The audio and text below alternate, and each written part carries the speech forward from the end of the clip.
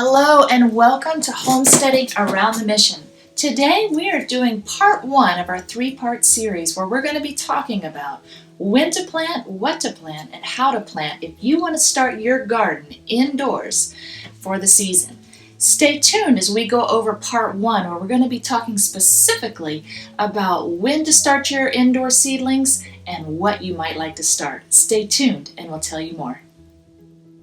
Let's begin today talking about when do you begin if you want to start your garden indoor with seeds. So the when is going to depend a lot on your last frost date. This is the quick and simple answer to that question.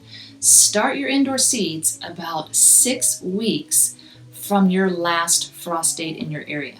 Let me say that again. So you would look up and find out the last frost date, and our specific frost date, our last frost date when I looked this up online was April 18th for the area that we're in.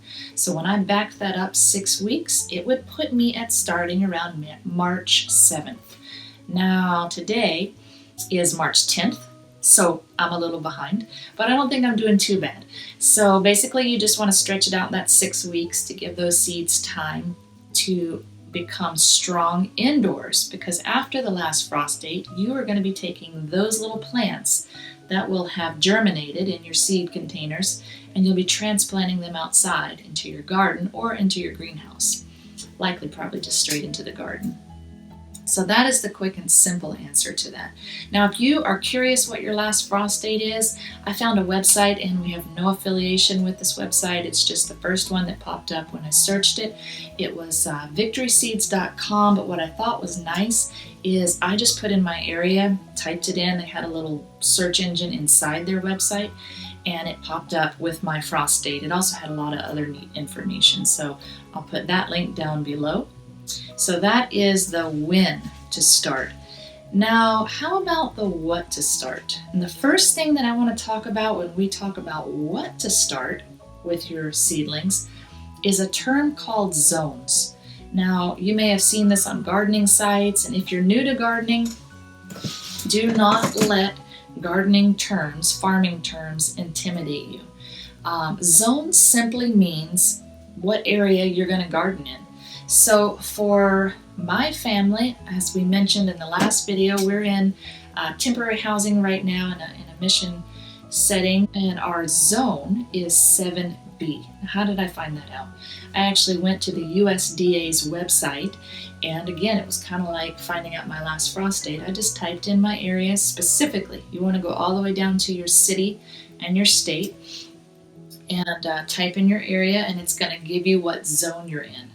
But still, what does that mean, zone? So what a zone means basically is the USDA has taken the United States and mapped it out based on gardening regions.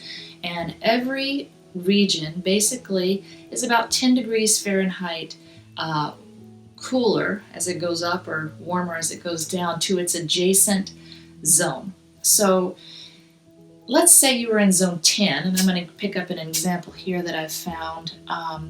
If I was in zone 10 and I saw that was my area, that basically means that my plants that I could plant in my area would survive or could withstand a minimum temperature of about 30 degrees Fahrenheit to 40 degrees Fahrenheit.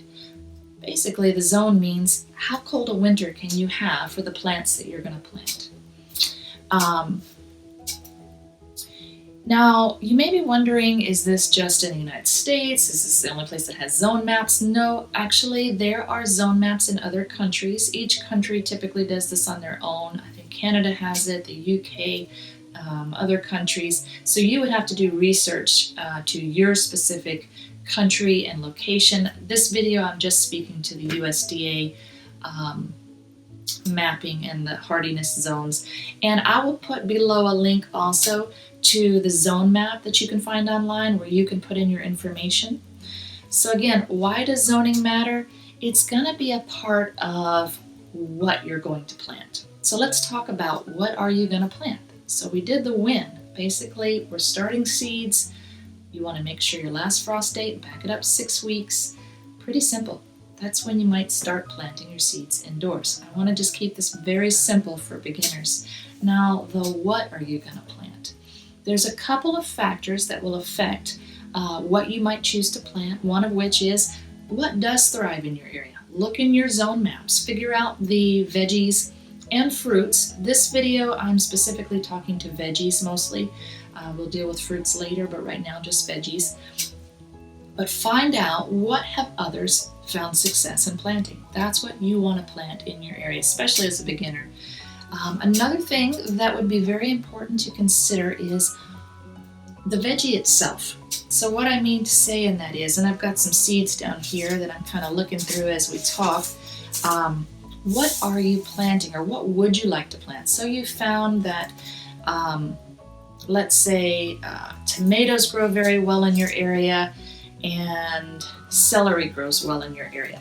But does that plant, now it may grow well in the area, but does it transplant well? Is it a plant that does well going from seed indoors to the different conditions and climates outdoors? That's where we're talking about transplanting. So I'm going to give you a list of veggies that do pretty good transplanting. They're pretty hardy. You can grow them from seed inside, and you can transplant, and you shouldn't really have any trouble. Those are going to be things like broccoli, Brussels sprouts, cabbage, cauliflower, eggplant, kale, lettuce, onion, okra, also peppers, sweet potatoes, and tomatoes. You can do pretty well growing and transplanting those. Now, the following list is a list of plants that you can start inside, but they're going to be a little more sensitive to the transplanting process. Just take care of them. It doesn't mean you can't plant them indoors in seeds and get a jump start on things. Just be careful in the hardening off process and in the transplanting. So those would be things like celery, chard, cucumber, melons, peas, pumpkins, squash, and spinach. Now, again, doesn't mean you can't plant them. I'm going to plant some of these. It just means in the process, and maybe we'll talk about this in a future video, these seedlings that you start indoors are going to have to make their way outdoors. And that's a whole process to itself. Not a hard one, but a process. So, the last thing that I wanted to share with you today, pretty short video, we just wanted to get it out so people could start, if you're a beginner, we could dispel some of these big terms and help you figure out how to get started with your seeds indoors. The last thing is talking about seeds themselves. We're talking about what to plant. I have a few companies here that I have used in the past, and I'll just show you a few. One of them is Baker Creek Heirloom Seeds. I like these because their seeds, I believe all of them, they may not be, you could check, but the seeds are not genetically modified and typically have been grown from organic line seeds. Another thing that you can check on some, now this actually doesn't say it on their packet, the Baker Creek Heirloom Seeds, but you could check the website. They have a lot of rare seeds here, which is really nice. I've had luck finding things like when we moved to South America that I wanted to grow down there. So you could check that out. This one is a company called High Mowing Organic Seeds. It's nice on the back of their packets. They're verified, non-genetically modified, tell you that they're organic. Also something that's nice, probably you won't be able to see this, but some of the things that you will notice on the back of a seed packet is it's going to help you to know the seed spacing. Of course, that's now probably for direct sow, not for your indoors, but it'll give you days to germination. So you're going to plant these little seedlings, and every day you're going to be watching them.